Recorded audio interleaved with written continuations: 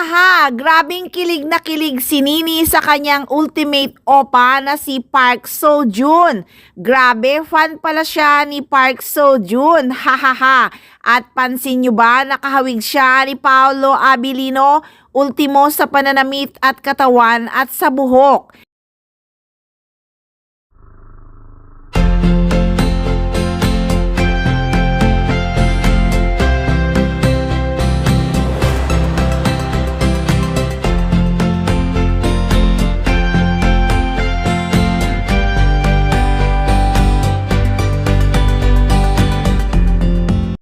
Hindi maikakaila, talagang hawig si Paolo Abilino ni Park Seo-joon. Kaya naman si Nini ay talagang kilig na kilig.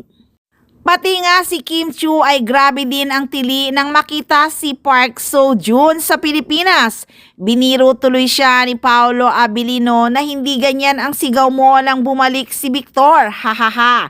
Sinagot pa nga siya ni Kim Chiu na bumili pa nga ako ng bagong panty at bra, diba? Si Janine Gutierrez kaya biniro din ni Paolo na ganyan din ba ang kilig mo sa akin? Hahaha. Sigurado yan, biniro ni Paolo si Nini. So guys, update tayo sa Paunin. As usual, busy si Paolo Abilino sa pag-gym.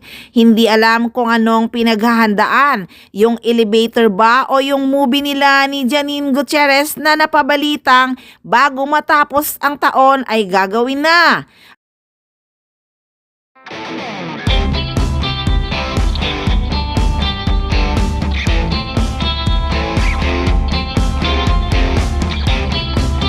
At update naman tayo kay Nini. Busy lang din sa kung ano-ano si Nini. Mabuti siguro yan dahil mukhang sila na nga ni Paolo Abilino ang gagawa ng movie para salubungin ang year 2024. Dahil sila naman talaga ang pambato ng ABS-CBN.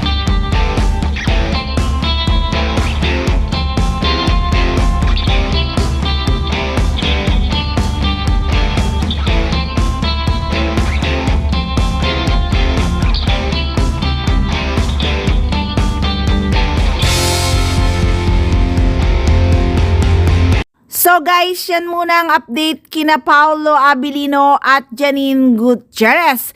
Pero marami pa tayong aabangan, kaya tutok lang palagi dito lang sa Maarteng Machika!